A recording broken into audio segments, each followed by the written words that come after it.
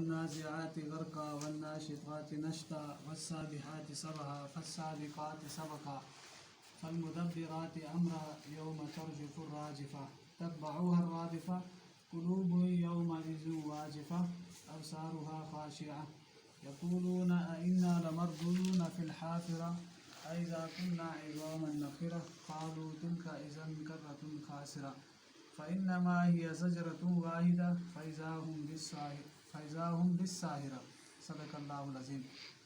والنازعات غرقا، قسم ہے ان فرشتوں کی جو غوطہ لگا کر روح کو نکالتے ہیں. قسم ہے ان فرشتوں کی جو غوطہ لگا کر روح کو نکالتے ہیں. دوسرا ترجمہ والنازعات غرقا، قسم ہے ان فرشتوں کی جو سختی سے روح نکالتے ہیں.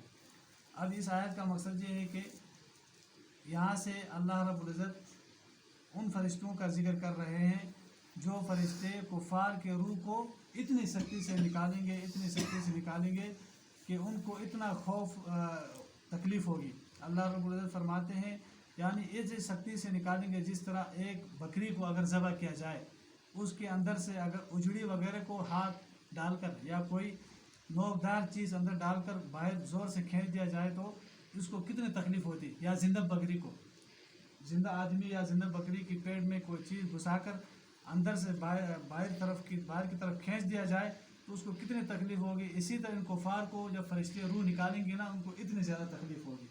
اللہ رب العزت ہم سب کو بچائے. اگلے آیت میں فرماتے ہیں والناشطات نشطا، یعنی بند کھولنے والوں کی قسم. یہاں سے مراد فرشتے ان فرشتوں کا ذکر ہے جو مومنین کی روح نکالتے ہیں. جب مومنین اور مسلمانوں کی روح نکالتے ہیں تو اتنی آسانی سے نکالتے ہیں کہ ان کو پتہ بھی نہ چلے. آسانی کے ساتھ یہ مسلمان ہوں مراد، اس سے مسلمان مومنین مراد ہے. ان کے فرشتے آسانی سے روح نکالیں گے، ان کو پتہ بھی نہیں چلے گا. جس طرح دیکھو جس طرح یہ لائٹ بند تھا نا، لائٹ بند تھے، اگر اشی بند کھولا تھے تب نہ ہوئی. جیسا بعض بزرگ ایسے ہوتے ہیں اشی بند تھے بس کھولا تھا پورٹو میں بس روح کا مضبوط ہے.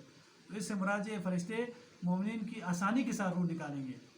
اگلے آیت میں فرماتے ہیں والسابحات سبحا، اور قسم ہے تیرنے والوں کی جو تیزی کے ساتھ تیرتے ہیں. تو یہاں سے وہ فرشتے مراد ہیں. دیکھو مومنین، یہاں پر پہلے کفار کا روح کا ذکر تھا، دوسری آیت میں مومنین کی روح کا ذکر تھا. اب تیسری آیت میں دیکھو جب کفار اور مومنین کے روح کو نکالنے کے بعد وہ فرشتے آسمان کی طرف تیزی سے چلتے ہیں، تیزی سے جاتے ہیں. دیکھو اگر کوئی شخص